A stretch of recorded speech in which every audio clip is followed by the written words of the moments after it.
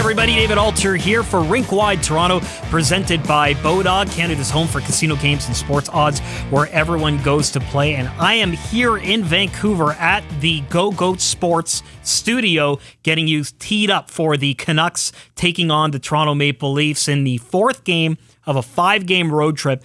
And the big story going into this one will be Matt Murray, who is expected to make his long-awaited return. We really didn't know when it was going to happen. He's been out since January 17th with an ankle injury, was supposed to come back on January 27th, pulled himself from the warm-up, and since then it's been, will he even be back? Will they use his injury cap space to actually improve the team? They didn't do that, and he is going to come back into this, and they really need him because they've got Ilya Samsonov, who's been performing all right. Joseph Woll's been okay, but the goaltending depth after both of those guys and Murray is very thin. The Leafs decided not to address that situation at the trade deadline, and they are counting on that Stanley Cup experience being valuable when they need him for the postseason, if they do need him. Of course, Samsonov right now has performed as the number one goaltender, but Murray has had stretches this season when he came back from his first injury, the adductor one back in November, and performed well. So this is the time to get Murray to ramp up for the playoffs. Give Samsonov a bit of a rest. Interesting to see how they'll kind of figure out that workload, but now's the time for Murray to come back in. So other than that, we don't really know exactly how the Leafs will deploy their lineup. Luke Schenn might be back in. He had an impressive re-debut with the Toronto Maple Leafs, of course. Started his career in the blue and white for the first 4 seasons. Drafted 5th overall by the Toronto Maple Leafs in the 2008 NHL draft. And he was smiling from ear to ear in Calgary and was certainly right back in there. But Timothy Liljegren, he was out. He might get back into the lineup here.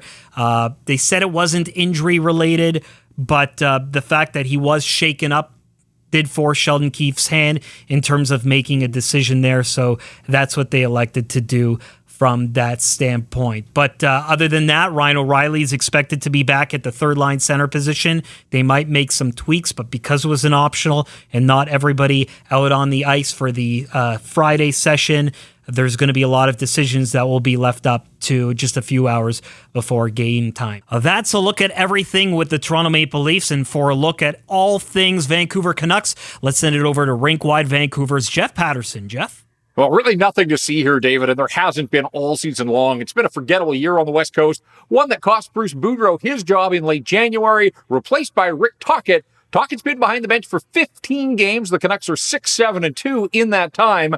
The new coach still trying to instill some systems and some structure to a hockey club that is 31st in the National Hockey League defensively, and that has been the biggest issue all season long. Now, in that regard, the Canucks got a little bit of help earlier this week when Thatcher Demko returned to the lineup. The starting goaltender had been injured on December the 1st, out with a groin issue, missed 35 games, but he came back on Monday against the Dallas Stars and played again on Thursday against the Minnesota Wild. The problem for Demko and the hockey club is that the defense in front of him absolutely decimated by injury. 3 of the 6 blue liners that'll take part in today's contest are American Hockey League call-ups from Abbotsford. So defending remains the biggest problem for the Vancouver Canucks. At the other end of the ice, that hasn't been an issue this season. There have been a number of individuals having fine offensive seasons, led by Elias Pettersson and his 76 points. Russian newcomer Andrei Kuzmenko has 28 goals, and Quinn Hughes just continues to produce points from the back end, sitting at 57 for the season. This is the second game of a season-long 6-game homestand for the Vancouver Canucks. It opened on Thursday with a 2-1 loss to the Minnesota Wild. So that's a look at the Vancouver Canucks. We'll send it back to you, Dave. All right, thank you, Jeff. That's the story for the Leafs and the Canucks. Myself and Rob Wong will have your post-game show. Make sure you rate and subscribe on all your favorite podcast platforms to Rink-Wide Toronto, presented by Bodog. From sports odds to free casino games, make a play at bodog.net. Rink-Wide Toronto, pregame, postgame, every game.